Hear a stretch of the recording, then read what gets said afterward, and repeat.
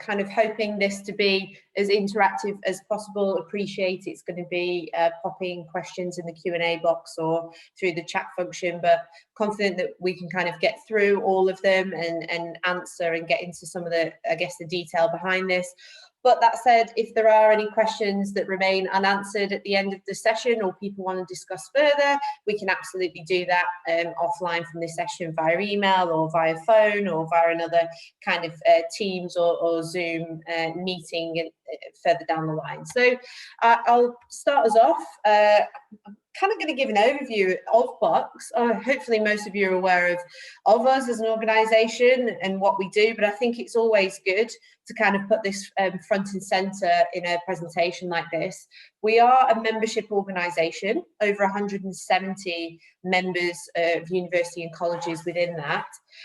We launched some brand new platforms, digital platforms last year to support our competition management and the delivery of programmes to members. As part of that, we had 140,000 users register on our new BUCS Play platform. Within that, there's 90,000 student athletes registered who took part in BUCS Sport last year. Now, there's a very big asterisk next to both of those numbers. That's because the platform only launched in September, and obviously the season came to an unfortunate halt in March due to the pandemic. So not indicative of a full season, because we probably delivered 2/3 of our programme. At that point, there were a lot of major events still to be delivered, but hopefully gives a flavour of the size and scale of our programmes. It's really interesting because whenever we've kind of presented on the numbers of students that take part in our activity, it has been indicative. We've not been able to kind of track it in the way that we can now. So being able to kind of share some of that data and insight with you is really important. And actually following on and in the future, we can be more data and insight led as a result. And actually a lot of this presentation will refer back to a lot of the data and research we're collecting at the moment. So those 90,000 students and others that normally compete within our programme, what's our programme normally look like? Well, it's 850 leagues, it's around 6,000 teams taking part in around 40,000 fixtures annually within our leagues and knockouts programme. And in addition to that, we run over 200 days of events through September through to July, and that can be individual events such as kind of swimming, athletics, rowing, in addition to our leagues and knockouts programme. So our competitive offer goes across 47 sports, soon to be 50, with the addition of 3 new sports next season. But sport isn't everything that we do or the only thing that we do. It is our kind of core delivery, but we also deliver broader than that. You know, our strategy has 4 pillars and 3 strands. As part of that, within our physical activity strategy, we have the universal gym program. So we have now over 102 gym facilities registered within that program. For those who aren't aware, universal gym is a program that allows universities to sign up and effectively open up access to their facilities for students who are also part of an institution that is part of the programme. So if you're a student at King's during term time and you've got a gym membership, if home for you is Manchester, then there's an opportunity for you to access university facilities when you're back at home, either between terms or during the summer and so on. So actually making us one of the largest gym networks across the UK. We also run development programmes focused around professional development and certainly student leadership. And in the past year, we've had over 50 students go through our student leadership programmes, which is both the BUCS student leadership programme and the Women and Girls leadership programme as part of our FA delivery. We are funded by Sport England, but the funding we receive from them goes solely towards our BUCS Active projects, and to date we funded 52 projects within that. The latest round within BUCS Active 3, which was for the season we're now just drawing to a close, focused on female inactivity and representation from low seg groups.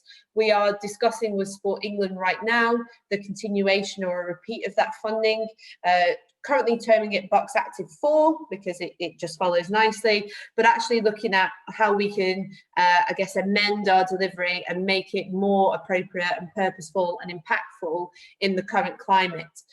So working really hard with them in terms of how we can make sure that that resource gets where it needs to, given everything that we're kind of facing at the moment and the challenges that we're envisaging next season. And also this links back to that theme, as I said, that we'll run throughout around us being able to be more insight and data focused. We now have a research and insight group that has over 12 institutions represented on there academically, and they are supporting us, you know, with the gathering of that data and the kind of objectives across the sector to look at sport and physical activity, how we can better use that data to be data-led, as I said. One piece of data or insight that we've done recently was in June, we launched a student survey, and that was very much targeted at wanting to speak to students and understand what their current activity levels were during the lockdown at that time and what their expectations are around returning to sport or returning to campus and taking part in sport in the autumn. Interestingly, the main barrier that students kind of responded with was a concern around access to facilities and specifically safe facilities. So wanting to be confident that facilities are going to be managed in a way that they can access them safely and they adhere to kind of whatever the social distancing or other guidelines are at the time. This survey, I should have said, went out to the 90,000 students who took part in BUCS sport last year. It was only open for kind of 2 weeks and we had over 6,000 responses. So we're very happy with the response to the survey. They also, students kind of flagged a concern around a loss of motivation as a potential significant factor or barrier to taking part in sport next season. So even though 2/3 of respondents actually said they were just as active or if not more active during the lockdown period, obviously not from a sports sense, but a general activity sense, walking, running, that kind of thing. Students do have concerns that they won't be able to access or engage with sport in the same way that they have previously. And also, and this is a big kind of talking point in the consultation that we've done with staff within institutions over the last few weeks, but students did talk about workload tension. So managing physical activity and sport against academic timetable, although actually for students it came out as a milder concern in terms of when they were ranking the overall concerns for them. It's interesting because what I'll do is now come on to some of the member consultation feedback points, and the first of which was academic timetabling. So I know a lot of institutions are facing challenges around internal discussions around Wednesday afternoons potentially being lost to lectures or even weekends, and also actually facilities being lost to enable kind of social distancing within lectures and so on. But I guess it's interesting to see the contrast there, perhaps in the challenges perceived by students and staff, and it just highlights, I guess, the challenges that we face as a membership organisation, trying to navigate and support both of those demographics. What did come across really strongly though within the member consultation is the concern around student recruitment. So knowing how many students are actually going to be coming to university this year. I know there's been a report on kind of UCAS data around there's been more applications than in this year compared to last, but obviously going through the process of A-level results being published in a few weeks' time and students taking up places or opting to defer or going through clearing will ultimately determine what student recruitment looks like. So very much at the start of the return to play process, there was a kind of belief that student recruitment would be down quite drastically. That's changed somewhat, but as I said, until we reach that milestone of result release and understanding what clearing looks like, I don't think any of us can be quite sure. And the last point that members kind of raised was around institutional flexibility or ability to be agile in response to the changing landscape. So usual kind of processes around budget setting and plans for the academic year ahead, just not being possible given the current situation and the uncertainty around it, and actually institutions having concerns that information and guidance and such, not just from BUCS, but from, say, like government or other organisations, may come at too short notice to be able to respond to that. So I know that there is a concern around how best to strike a balance around monitoring that and responding to that, but at the same time wanting to put kind of plans in place to let students know what to expect and to manage their expectations for the academic year. Taking all that on board, you know, the member consultation, the student consultation has very much created the foundation for our return to play work. And we've translated all of the feedback, some of which I've just touched on there, into kind of proposed actions.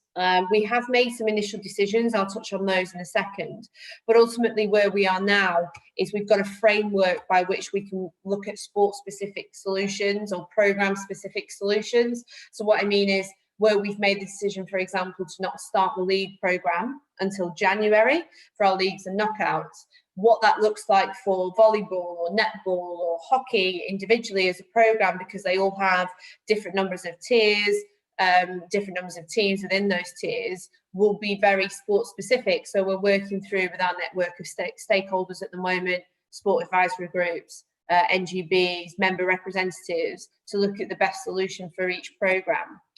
But ultimately, we'll have to continue to monitor the landscape as everybody's doing right now. The announcements in the last kind of 10 days have really kind of changed the landscape positively, yes, but also in itself throws up some challenges, as I mentioned, in terms of us being able to adapt to that and update our guidance as swiftly as it's kind of released. But ultimately, we're looking to confirm plans as quickly as we can and enable entries as quickly as possible. We have opened team entries for the league programme already, and that's across a 3-stage process. Stage 1 actually closed last Friday. The reason for the staging, it allows us to model and actually update members and students on what the league programme may look like as we move through the further stages. At the moment, the final deadline for entering our leagues isn't until the 16th of October, but as I said, wanting to do it across a phased approach enables us to kind of take people on that journey with us and stay updated to how things are progressing, given whatever updates or latest guidance is published. Ultimately, our aim, though, is to deliver programmes. We want to deliver as full a programme as possible next year, and you know, we are confident we can do that. It may well, no, it won't look like how it has in previous seasons. But will it provide a student experience around sport and physical activity? Absolutely. Do we believe it will be worthwhile? Yes. So for us, that's our ultimate aim, is to provide as much opportunity as is possible within the current climate. So as I said, we've kind of established some principles or decisions already, one of which being that this season is extraordinary. And the reason for the use of that kind of word there is to illustrate, you know, this isn't going to look like 1920 season, and actually we envisage 21-22 to be different too. So actually where we are right now is creating something that is unique to the current challenges that are being faced. January start for leagues, as I said, so term 2, but team entries are already open. We are still looking at event delivery in term 1, so we would normally run events as part of those 200 event days that are flashed up right at the start, and our event team are working hard to see what we can maintain within that national event calendar in term 1, or what may need to move to later on in the season, so on and so forth. But our plan is to publish a full BUCS event calendar at the end of August. So by the end of August, you should know, right, this is when the league programme is starting in January. This is what it looks like for all of the different programmes, that piece of work we're working through right now. And you'll also be able to see the full calendar of what activity will look like for our other competitions for the rest of the year. This is the overarching principle, though, that's kind of guiding all of this, and that if an event or programme, if it's safe to deliver, if it's feasible to deliver it in terms of financially or other guidelines, enabling people to engage, and there is a demand for that event or programme, then we will deliver it. If it ticks all of those boxes, then it will be delivered in the 2020-21 season. Opportunities. So actually what we found is that the current landscape is not only, I guess, providing challenges, it's providing opportunities as well. One example of that is that we've been able to better link with our network of NGBs over the last few weeks. I guess the unique and shared challenge has effectively brought us together. Within that, we've actually started to look at some innovative delivery. So those principles I just flashed on the slide very much relate to our existing programme and what we intend to do with that to still deliver it. But there's some real opportunities presenting around doing stuff that we've never done before, whether it's virtual delivery or fitness activity tracking, or providing on-demand or live content, video content around physical activity. These are things that perhaps if the pandemic had not happened, if the situation hadn't arose, we wouldn't be looking at. So some real kind of opportunities to come out of what's happening. We're also looking at, if the leagues aren't due to start until January, what can we do in lieu of them not taking place kind of September to December? So expansion of our resources to support intramural and regional inter-university activity. Part of this is we're currently looking at 2 things, and there'll be kind of comms coming out in the next few days to members, giving a bit more detail. But looking at us either facilitating like a fixture exchange between universities in that first semester, so essentially giving universities the ability to advertise, to say, okay, we have teams in these sports who'd really like to play friendlies or one-off fixtures. So it saves administrators having to send out thousands of emails to other administrators to look for those fixtures. So we can host that and kind of share that on behalf of members. Another thing we're looking at is potentially offering an opt-in competition offer. So not the normal BUCS competition offer, that will still start in January, but actually something in addition to that. And it's very much kind of open to, if universities are ready and want to opt into that, we will facilitate it. It won't be kind of doing something when everyone's not ready. It will be that for those that are ready and wanting to deliver opportunity. We believe there's potentially some dual career improvement given kind of what's happening, certainly in the expansion of how education, how the academic element of being a student is going to be delivered. So for example, if lectures are going to go more online, if there's going to be increased accessibility or flexibility around how students engage with their learning, that could actually increase the opportunities for students to take part in sport and physical activity alongside their academic commitments. So that's something that we're very interested in and continue to monitor. As I said, there's been a significant increase, mainly because of the platforms that we've introduced, but in our ability to take the data and utilise that information to help guide us through this process, but to share that data and insight. And for example, all of the insight that we've collected from the student survey, we'll be publishing in a report in the next couple of weeks to share with institutions, so institutions can access that and see what students have said from their own institution around return to play and such. So not just collecting that information to hold on to it ourselves, but to share it back with our membership. And actually there's been an opportunity to increase how we've engaged with staff and students from across the network, whether that's through the MyBUCS platform, where we've increased our kind of comms and information out to members targeted around things like return to play or updates and other programs, or done the surveys, or hosted network events. We've hosted several senior manager network events already to discuss kind of joint challenges, allow members actually to present on work that they're doing. One big piece has been around certainly health and fitness, around the reopening of gyms and facilitating institutions to share information and insight with regards to that. Okay, so I'm going to really focus on term 1 for a second. So and what the kind of plans are around that, because I know a lot of the questions are, well, if the leagues aren't happening, what's actually happening? So I'm just going to recap. As I said, we're going to increase our resource and support for intramural and local delivery. We're looking at virtual and connected sports in lieu of actual physical events or programmes not being able to be delivered. We're looking at physical activity programmes, an example of which being a project we've been looking at actually for the last couple of years but haven't been able to push forward around the Campus Run project. You know, is there an opportunity for us to push forward programmes like that given the current landscape? On our Get BUCS Active platform that I mentioned earlier, around our live and on-demand content, where we've enabled members to sign up to that platform and share the content that they've been sharing with their students during the lockdown. So online kind of HIIT sessions or strength training sessions or yoga classes. We effectively created an activity finder where institutions could list all of the content that they're sharing, and students and staff can go on there and access that. What we want to do over the next few weeks is work with NGBs to increase the content on that platform to focus on returning to training, so pre-season preparation ahead of next year, because we're conscious that some of the feedback we've received in the survey is suggesting that students are anxious around having that break from sport and getting back into sport activity, not just staying physically active.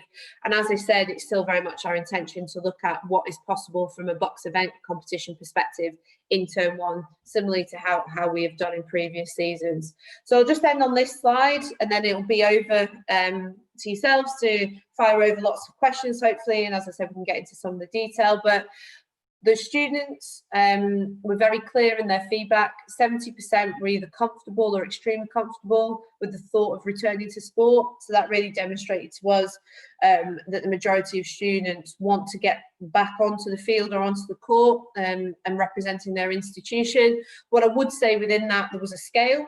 So 70% is comfortable or extremely comfortable.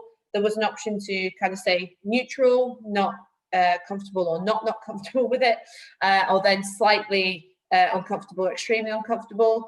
The slightly uncomfortable and the extremely uncomfortable actually only equated to 2%.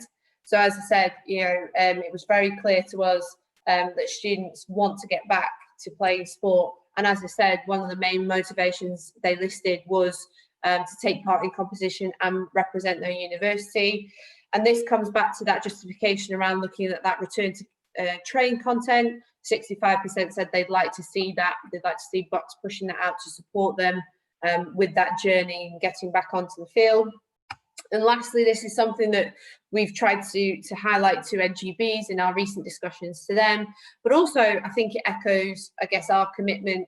We don't just want to support current students, we want to support those students that are actually leaving higher education and have left in this situation, because all of them, almost all of them within the survey said that they want to continue to play sport, but actually given what's been happening, nearly half of them have not yet found the club and don't know what that's going to look like for them. So linking back to us being able to share that data and insight, being able to share that with NGBs and identify who those students are to NGBs will hopefully enable us to support those graduating students in continuing their sport and physical activity journey as well. So that's everything from me in terms of me talking at you. I can see a couple of times notifications popping up, so I'm hoping there's going to be some questions and such, but I'll stop sharing my screen and we can delve into some of the questions. Brilliant, that was excellent. Thank you very much for that overview. We did have one question, and Vince, who is also from BUCS, has also come back in with a bit of a response. But an attendee's asked from one of the nations whether or not the survey is broken down by nations and regions, and whether or not, if it is, can it be shared with people?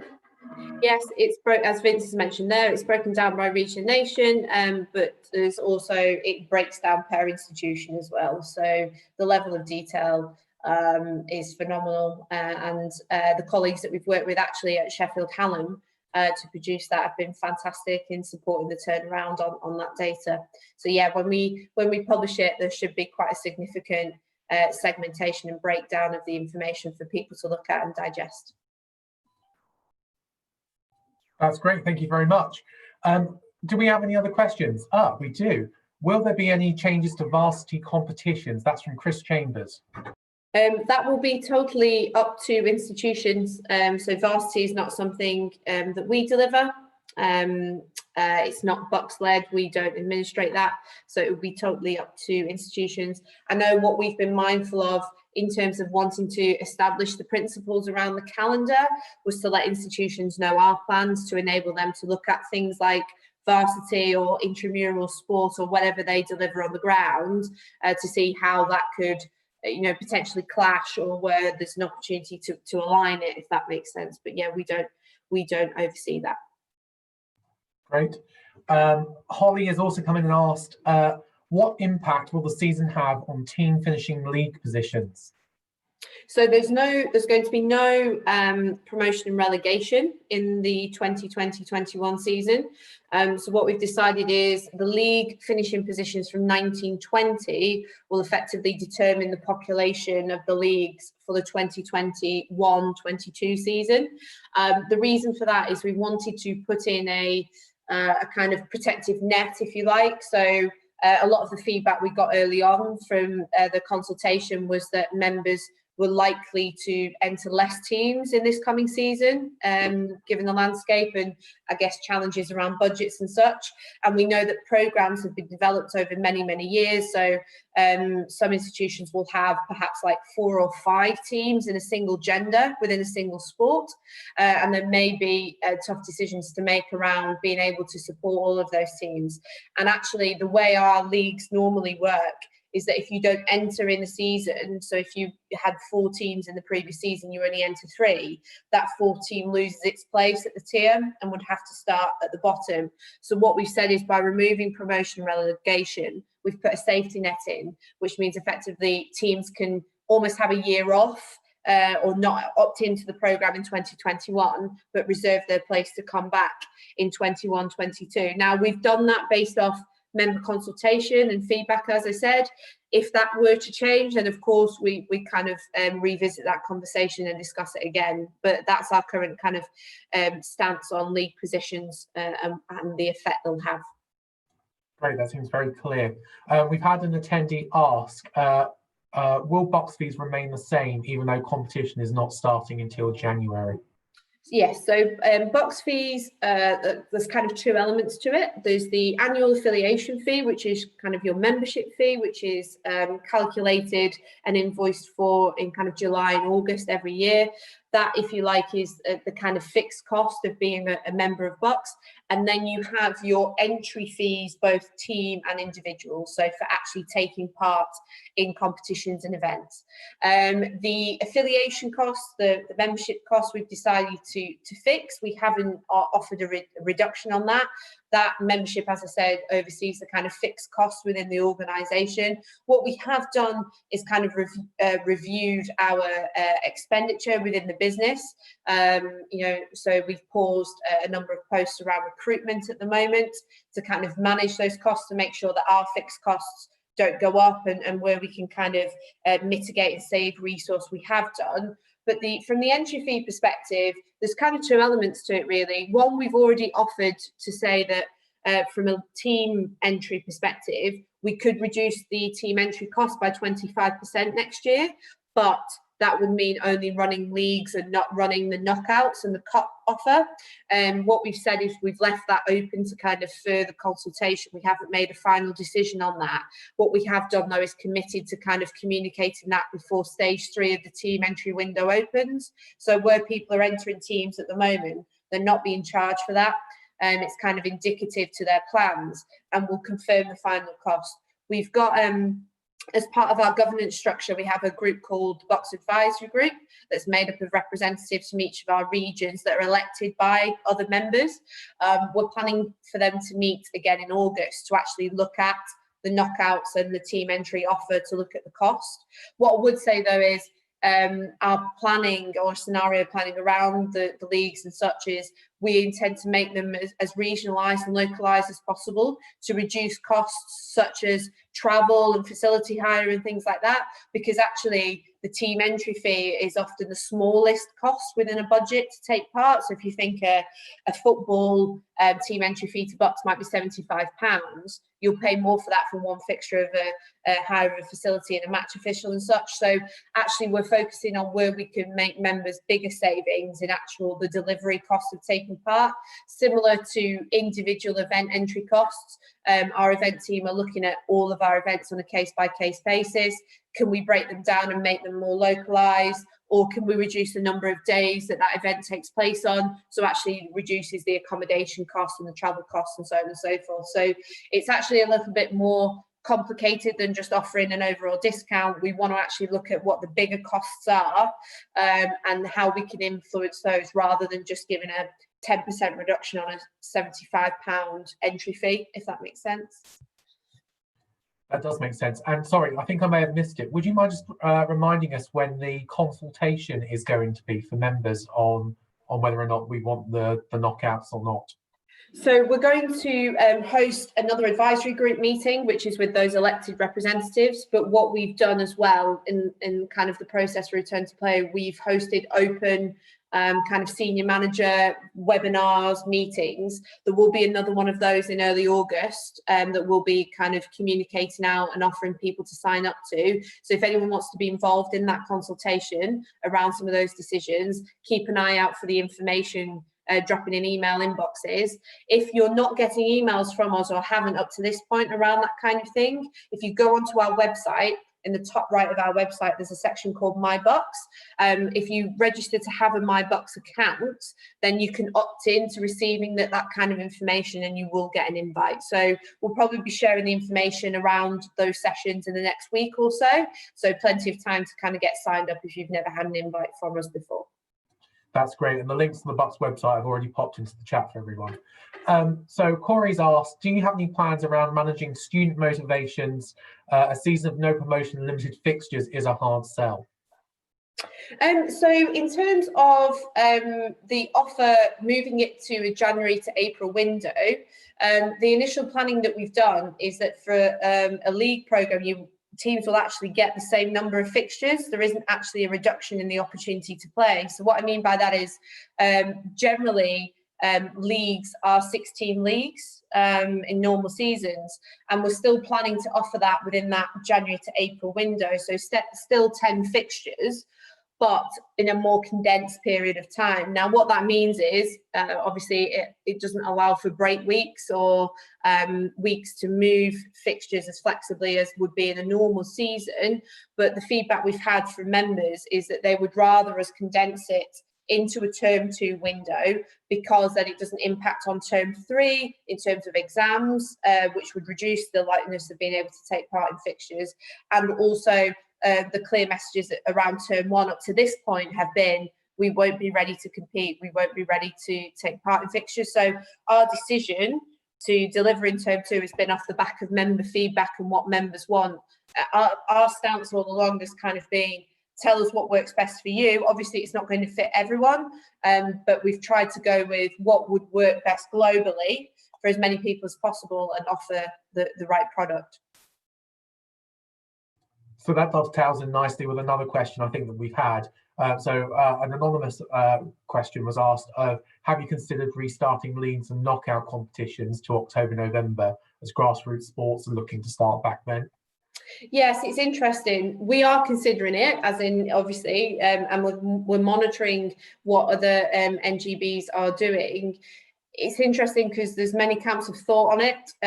You know, with the FA information or the guidance at the weekend, there are a lot of people who actually don't think that return to play schedule will still be possible, if that makes sense. There's still too much uncertainty. So for us, we'll just continue to monitor it, and if the positive trend continues, as I said, we'll just keep coming back out to members and talking around what's feasible. Because for us, we can go, oh, we'll bring the competition forward, we'll deliver it from that point. We can make that decision. The impact to us from a resource and delivery perspective is not as much as it is to an institution. Whereas if we decided tomorrow, or we're bringing all the leagues forward to October, what does that mean on an institution level in terms of that student recruitment, having students back on campus, having them ready to play?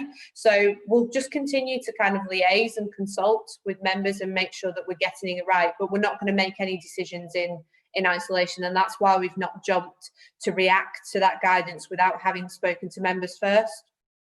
That's clear to me. We've got a couple of questions here I'm going to group together. So there's one around what guidelines clubs should follow for sports trainings, association guidelines, etc. And then there's another one about the advice that's coming out from NGBs, suggestions around safe delivery and player welfare. So if you could maybe summarise a bit of those. I know it's quite a broad field. No, that's absolutely fine. Totally recognise that the guidance coming out from NGBs is a bit of a minefield at the moment. Everyone's offering slightly different guidance or a slightly different interpretation of what's coming out from government and other organisations. So what we did about 10 days ago now, we invited senior leaders, CEOs and other members of staff from within NGBs to join us on a call with both YST, the Youth Sport Trust, and AOC, the Association of Colleges that look after FE sport. So we could demonstrate, I guess, as the education sector, the challenges unique to delivering sport within education. And we said, actually, it's great that you are working through and trying to generate this guidance and guidelines, but can we work a little bit more cohesively together, and can we create guidelines and documents that go across multiple sports or across the sector, and there isn't a need for institutions, colleges, schools to try and track all of the individual guidance separately. We haven't got there yet, because as I said, that was only 10 days ago, but it is part of our return to play working, is us trying to be the conduit to collate and pull all of that together.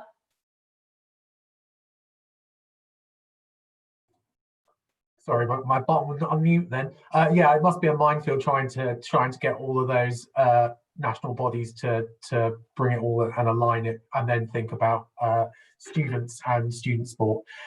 We've had a question from Gordon. He said, could you provide more details on the support for intramural sport in term 1, e.g. would it be possible to use the BUCS Play platform to help coordinate these activities? Yes, so this is exactly what we're looking at, Gordon. So hopefully this is good news. But yes, so when we say we want to increase our resource or support to members, it's exactly that. We don't want to get involved or try and overtake the delivery of activity on campus or multiple campuses. That's not what we want to do. What we want to do is provide you with the infrastructure, the digital solutions, if you like, to enable you to deliver that. So a number of institutions have quite extensive intramural programs already, and that's fantastic, and those students are catered for, but we're aware that a large number of institutions don't have that infrastructure or don't have any intramural programs at all. So as part of our planning, we're working with actually Sport England to look at utilising some of the BUCS Active 4 funding to specifically be able to offer that kind of digital resource to our members. So yes, we are looking at that, and that's the intention, is to be able to give members the opportunity to use the BUCS Play platform to deliver IMS in certainly term 1, but probably looking across the whole year. Okay. Just as a note, if anyone's got any further questions, I've only got one more question in the Q&A box. So just to get a couple of minutes for you to feedback onto the Q&A box if you've got any further things you want to ask. But someone's asked, can you provide more details on how BUCS Play will look different for the better? Yes, so obviously when we launched BUCS Play back in September, there were quite a few teething issues, and those who will have been involved in that, if you're an administrator or involved in the actual delivery of BUCS activity within your institution, you will know the challenges that we face. One of the pieces of work that we didn't reduce or we didn't furlough staff related to was the continued development of BUCS Play over the last few months. So we've got a very clear roadmap for development around BUCS Play, and we were very clear in the decision to continue that. So to be ready come what may, this next season. So the system has advanced and come on leaps and bounds. I think what I would suggest is, if I know that said anonymous attendee, but if you want to drop me an email, we've got quite a few resources that I kind of link you to that show the developments. And actually, there's also a user group that regularly gets updated and that we get feedback on on the system. So if you're interested in being involved in that, I probably should have included my email address on the slides, but I think you can access it from the speaker details, but it's jenny.morris@bucs.org.uk. If you drop me an email, I'll happily signpost you to that. Brilliant, Jenny. Okay, so I'm going to take this slightly out of order because that's quite a nice one to finish on if we've got no other questions. So as the coming season may put more demands on student time and facilities, depending on the timetable, do you anticipate that the changes this year may move university sport away from being predominantly Wednesday afternoons? Yeah, that is a very good question. And I think that's one we're very interested in the answer to as well, because as I mentioned around the dual career improvement opportunities, if lectures move more online and are more accessible and flexible to students, then traditional Wednesday afternoons may not be needed. You know, generally, yes, that's when the majority of fixtures take place, but we already have programmes that operate on weekends or play on different days of the week. And actually, any fixture within our competition structure can be moved to any day, or as well, as long as the kind of two institutions involved agree. Because I don't think anyone has got the same kind of academic flexibility. So, for example, I know that not all institutions have Wednesday afternoons free anyway at the moment. So from our perspective, that's why the consultation or the continued consultation is so valuable, so that we can understand what that looks like. You know, is the academic pressure increasing? Does lectures moving online help with that, or actually is the situation worse? And also, if sport were to move, higher education sport, BUCS sport, move to a weekend, actually, how does that impact on community sport and where students are engaging in sport outside of BUCS as well? So that's all to consider. So sorry, I don't have the answer to that. I guess it's more we're waiting to see as well, and I guess we're relying on you to tell us what's changing within your institution so we can kind of adapt as appropriate. Yeah, it seems like there's a lot for BUCS to be getting on with, even if sport isn't coming back to formal play in the same kind of way. Particularly just thinking about moving Wednesday afternoons, you know, trying to book a pitch if we have weekend play when it's already super booked is going to be a really interesting period. I've only got one more question left in the box, which is quite a nice one. It's from an anonymous attendee. They're saying this is a totally new environment for new sports officers to come into. What advice would you give them as they begin to plan their year? Well, the biggest piece of advice I would give them is that we will be doing an introduction to BUCS event on the 10th of September. That's the date it's penciled in for. We haven't advertised it publicly yet, but we will be doing it in the next couple of weeks. And that will very much, it's very much intended to be an A to Z, I guess, of everything BUCS is. You know, around our strategy and our kind of commitments to HE sport and stuff, but it will also go into a lot of detail around our plans for the coming year, and kind of where we intend to link with student officers around that, where there's opportunity to consult and be involved in influencing and shaping decisions still to be made. So I guess the biggest piece of advice would be, please engage in that event, please register for it and sign up to it. Also as well, we've just gone through the process of electing our new student officers. So there's 4 elected across 4 portfolios that sit across the organisation, and one of those officers, once elected, will actually become the student director that sits on our board. What we encourage those student officers, those elected BUCS student officers, to do is to create a network to kind of liaise with other student officers and give feedback to BUCS on a regular basis. So my other piece of advice would be to engage with that network as well, because then you'll have a direct in terms of discussing plans with us, but most importantly, being able to influence them. We've also, as well, because of the return to play work and the increase in our member, staff consultation, we've created a student advisory group, and Lauren Durkin from Loughborough is the chair of that. They've actually had their second meeting today. And that's got representatives from across all BUCS regions. And if you drop me an email, I can link you into that group. And again, you can kind of get updates and feedback from that group around what's going on, so you can fully kind of know the landscape and get all the regular updates. That's brilliant. Also, sorry, I was just going to say, and Vince, who is on the call as well, has a session on Thursday as part of SU 20 Digital around making the most of an exceptional year next year. So that's on Thursday. So just probably a little shout out to maybe go and check that out, because Vince is going to go into some more detail around opportunities next year. That's brilliant. Thank you so much for coming along and giving us those updates. For everyone who's a student officer, look, it's going to be a strange year, and this is what leaders are there for. You are now leading the student sport movement across the UK. There are going to be decisions and challenges and things that we need to work through. This is a real opportunity for student sports to shine and to shine a light, and BUCS is there as your supporting national body. So do get involved with them, do participate. And throughout this year, just check in with them with anything that you need answering. Thank you very much for coming along. We can continue this chat on the WhatsApp groups if you're an officer. Big thank you to Jenny Morris for all of her time today and for the BUCS team. And do tune in on Thursday to Vince's webinar on the year ahead. Thanks everyone, and have a great afternoon. Speak to you soon. Thanks everyone. Bye-bye.